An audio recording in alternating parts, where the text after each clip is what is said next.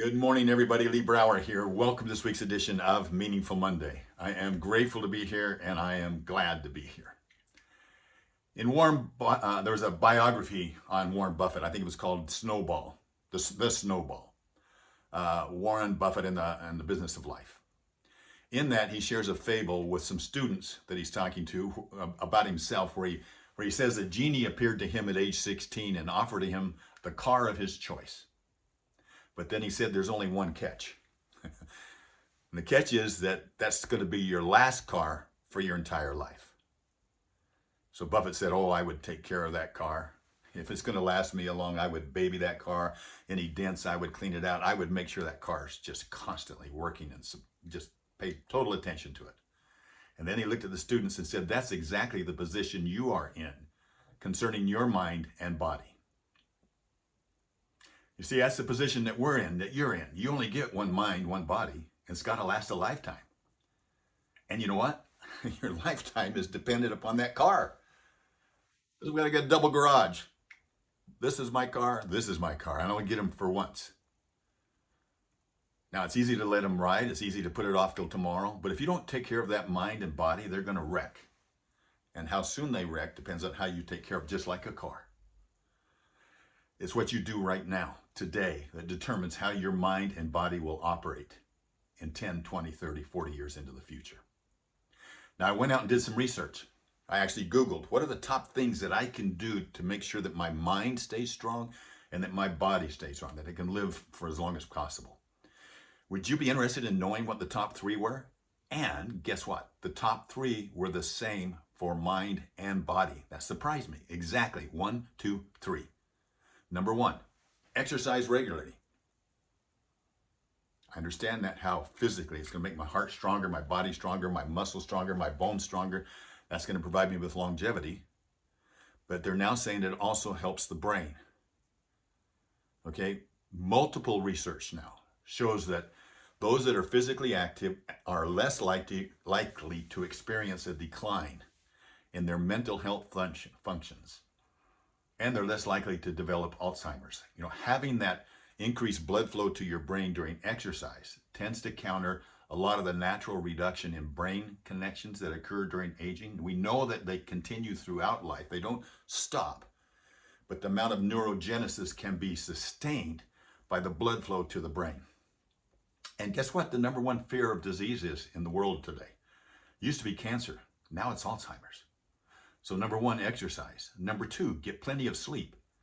And by plenty of sleep, they're not saying like 3 hours, 2 hours. It's consecutive sleep, 7 to 8 hours each night. And I've been paying particularly attention to this lately because I truly believe that that's an important part. That's where we get recovery. And in the brain, it helps clear abnormal proteins out of your brain and then consolidates memories, boosts your overall memory, increases your brain health. But it's got to be 7 to 8 hours a night of sleep. Number 3, your diet. See, what you eat becomes who you are, mentally and physically. There's a direct connection between your diet and Alzheimer's. There's a direct connection between your diet and how you're physically, your energy. See, your diet plays an overall role, both in your brain health and in your physical health.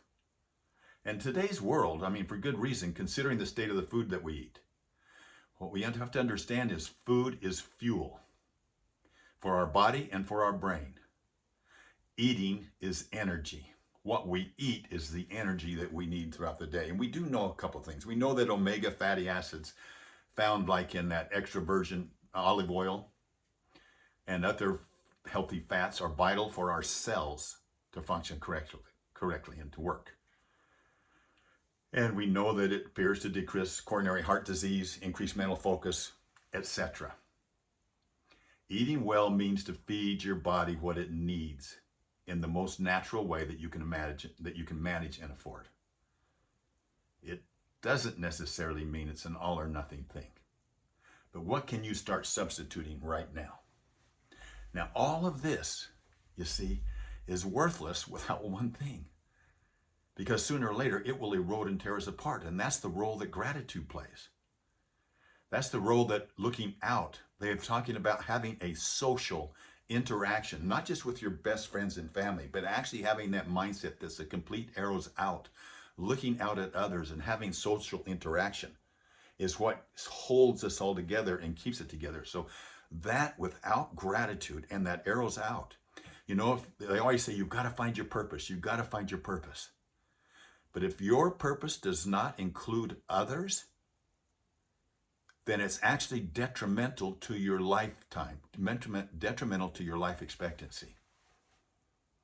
You can include all these other things, but if you can get down to where your arrows are out and you're living each day with that mindset, these 3 things that we've talked about, exercise regularly, get plenty of sleep, and your diet, they will all be able to contribute to your life that much better. I hope this has been helpful for you. It's helpful for me. I'm actually thinking, how can I make my car better? So I'm asking you, how can you take better care of your car? Have a meaningful week. We'll talk next week. Bye-bye.